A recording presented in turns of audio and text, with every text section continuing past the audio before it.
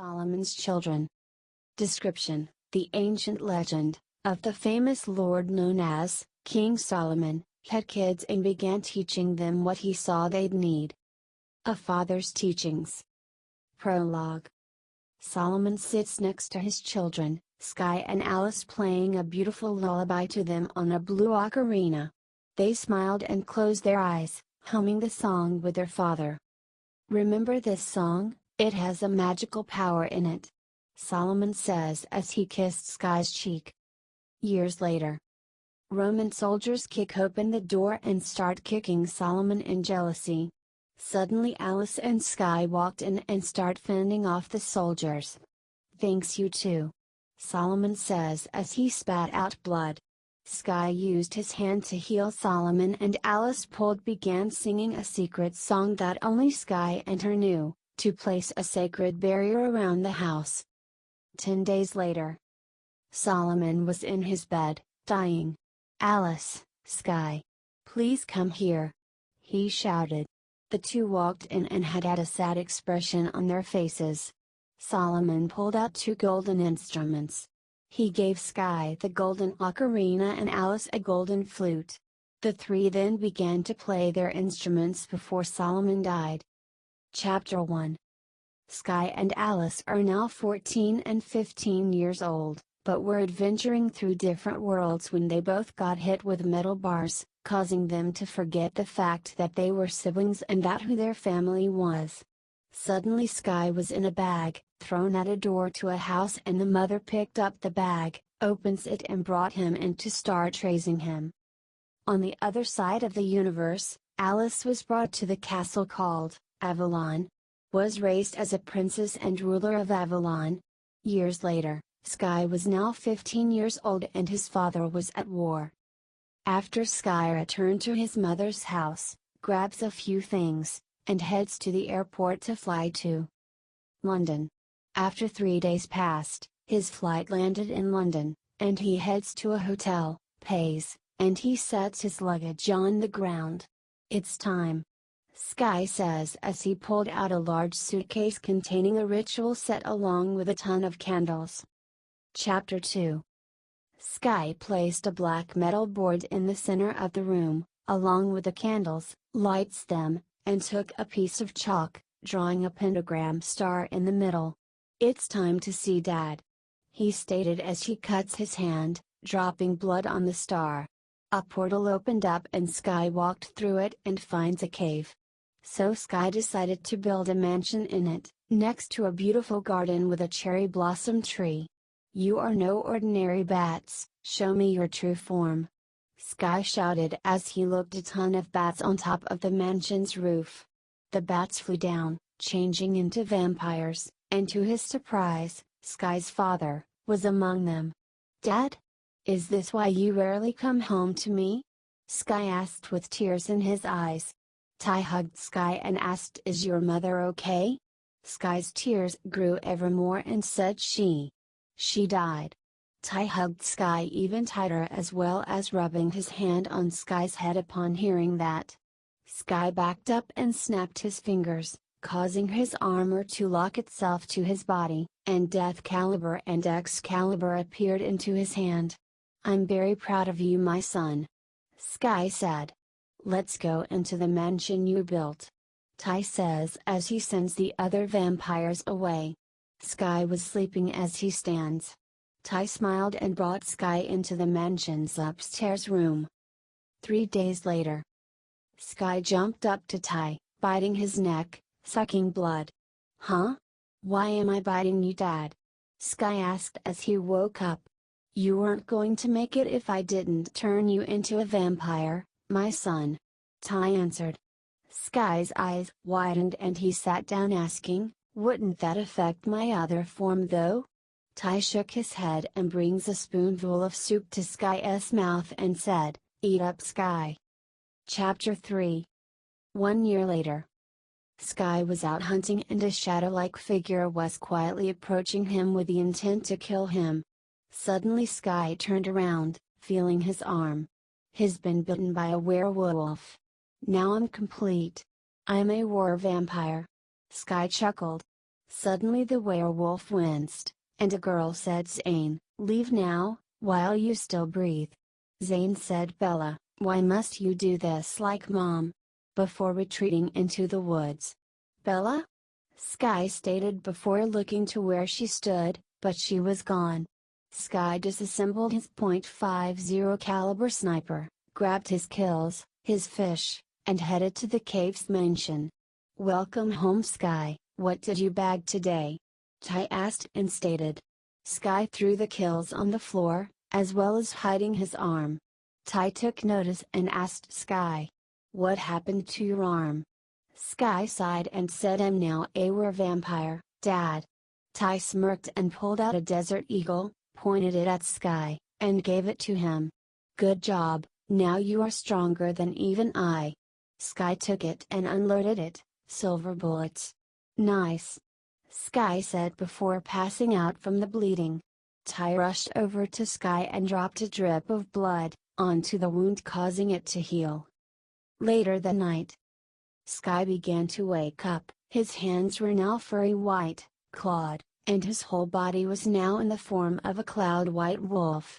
He walked over to his mirror and saw that he had vampire teeth, and wolf fangs next to each other.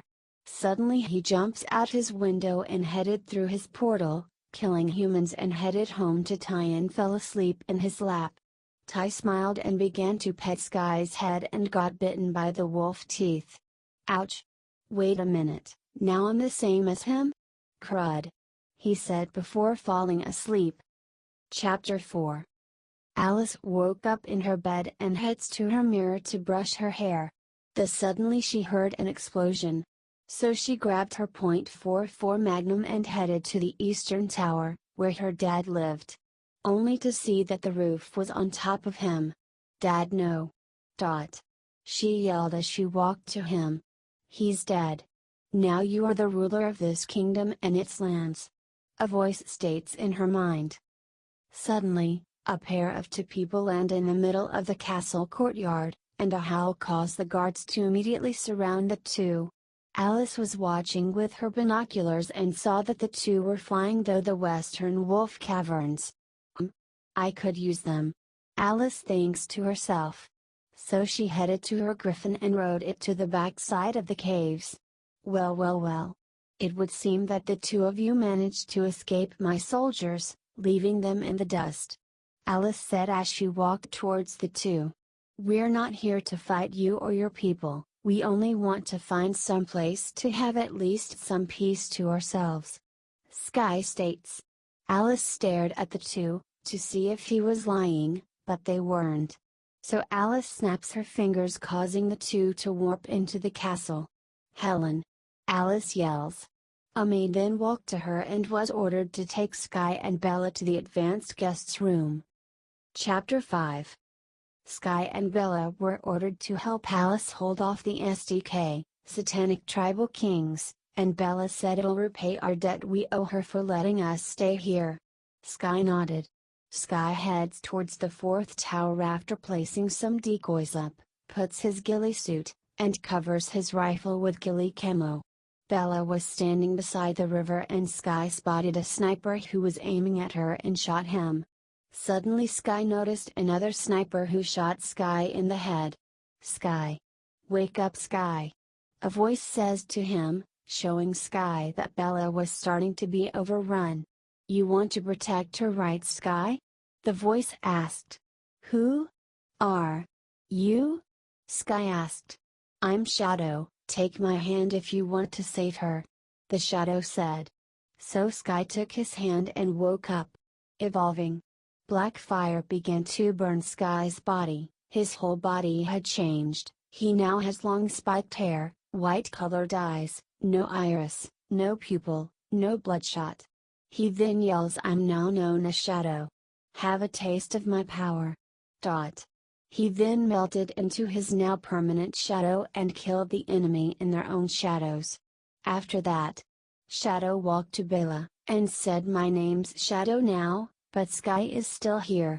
Suddenly, Shadow pulled out his handgun and shot the enemy sniper in the face without looking. The following night, Shadow was watching YouTube on his Xbox and heard Bella wince, so he used her shadow to see what was going on. A guy in black had knocked her out, taking her to a black van. Shadow then melted into the van's shadow, following them before entering the van, killing the gunman and pulling Bella through the back of the van before tossing a grenade into the van and sliding on the road before opening a pair of dragon wings, flying in front of the moon, and howling after the explosion. Chapter 6. Shadow then brought Bella back to her bed and tucked her in before watching Michael Myers' movie Halloween, then Friday the 13th. And fell asleep. The next morning, Shadow got up and began cooking breakfast, my specialty. He thought to himself. So Shadow began making his sugar-coated brownies, pancake deluxe along with his special bacon and egg supreme. Bella sniffed the air, and instantly woke up smiling. She ran over to the kitchen area and sat down with her panther tail waving side to side. Shadow looked at her and rubbed her head with his hand before giving her the meal. She hugged Shadow and began to eat. Shadow blushed before sitting down and began eating. Shadow's form suddenly changed into skies and he heads to one of the 4 towers and stares at the black sun. Suddenly a were-vampire with blue glowing eyes and aqua-colored hair appeared next to him and said, "If you truly desire to protect what's important to you, find me at the Eastern Cliff, at Atlantis." And he vanished with the words, "My name is Gray."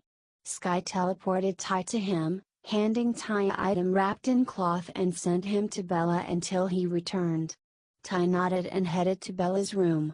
Shadow then heads to the Western Cliff and called Shadow's Hydra Dragon, mounted it, and headed to Atlantis. Upon his arrival, Shadow tells the Hydra to kill the sea serpent and wait for him around the castle's backside. Shadow hid behind a statue and waited for Gray to find his serpent. Shadow then stealthily ran to the throne room and killed the soldiers that were waiting for him. Soon after that, Gray walked into his throne room but only saw that Shadow was sitting on the bodies of Gray's troops, so he changed into his true form and charged at Shadow, slashing and fighting him. Giant. Shadow screamed as he was sent flying into a tree branch, being impaled. Gray then slowly approaches Shadow and Shadow told Ty to give the item to Bella and to tell her what to do. And fast, through telepathy. As Gray was about 4 feet away from Shadow, I feel a powerful surge of energy flow through my veins, so I pushed myself off of the tree and flash stabbed to Gray, cut his head off and burned it.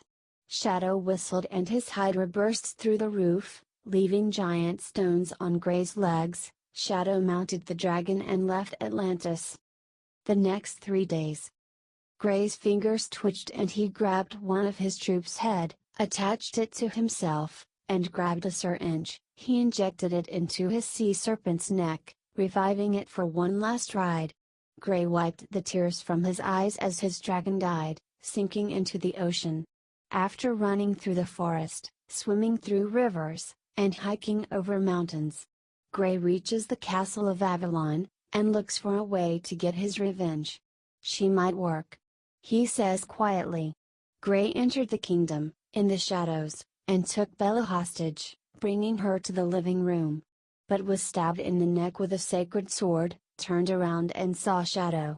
Shadow walked around him and Bella ripped out Gray's heart, gave it to Shadow, ashes to ashes, dust to dust. Chapter 7. Shadow collapsed in Bella's arms and she brought him to his bed, tucking him in, waiting for him to wake up.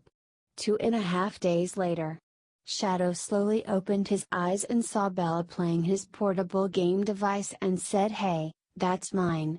Bella looked up and put the game beside him. He wanted to kiss her but he hesitated. But suddenly, Bella kisses him.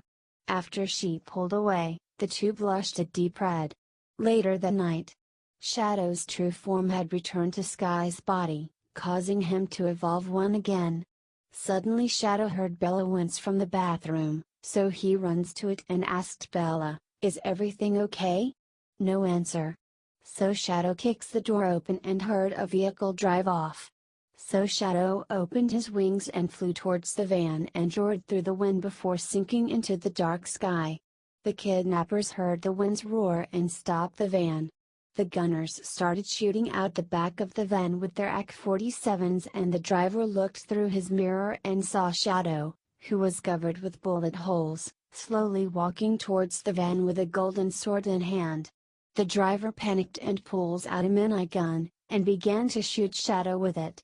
Shadow pulled out a throwing knife and threw it at the minigun, causing it to jam the barrels, and appeared in front of the three, slicing them in half with his golden swords, and grabbed the sleeping Bella to bring her home. Then next day, after he tossed a live grenade into the van and brought Bella home to sleep, she woke up and looked at Shadow and asked what happened to me. Shadow explained everything to her and she cried in his chest. There, Bella, how about we take a walk through the forest for a bit?" he said as he soothed her. She nods and they walked to the forest. After about 30 minutes of walking, they came across a beautiful meadow with a little girl singing an angelic song in an unknown language with a baby black dragon sleeping in her lap. So Shadow pulled out his golden ocarina and played Solomon's lullaby. Bella pulled out a golden harp and joins in. Suddenly, a ton of wolf packs surrounded Shadow and Bella. Birds and bunnies along with squirrels surrounded the little girl. Chapter 8. After 2 hours of music, the animals fall asleep as they lie next to the three. Bella and the little girl leaned their heads on Shadow's lap and fell asleep too. Shadow smiled and joins them. The wolves began howling to the full moon, waking Shadow and Bella up. "Take her home and go," Shadow stuttered to Bella. She looked at Shadow in a curious way. "Go. Now!" he shouted. Bella nodded and rushed the little girl to the castle. Looking back at Shadow, Bella saw that he was changing into a pure white were-vampire with blood-red eyes.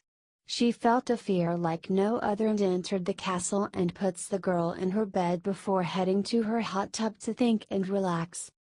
The next day, Shadow was in his bed sleeping when Bella woke him up and said, "You have some explaining to do, Shadow." He sat up and began to explain. "When I found Ty and passed out, he turned me into a vampire. Also, when I was out hunting one day, I was bitten by a werewolf, therefore turning me into a were-vampire." He finished. "Well, we need a name for her," Bella said in a calm voice, as well as looking over to the girl who was watching Godzilla Revengeance. Shadow's eyes widened upon seeing the movie that had started laying and said, "Can I watch this with you? Rose?" The girl looked behind her and said, "Rose?" Shadow nodded in a certain way and she said, "Sure. Daddy." Shadow flinched upon hearing her call him that and sat down next to her, watching the movie from beginning to end. Chapter 9. Bella puts a plate of sandwiches on top of the table in front of Shadow and Rose. Then she heads to the couch, but felt a pain in her malice, her heart. Shadow felt a powerful darkness coming from somewhere in the lands of Avalon. "That can't be," he said as he heard a voice in his mind saying, "Blade, the new host of the darkness is coming to destroy Avalon."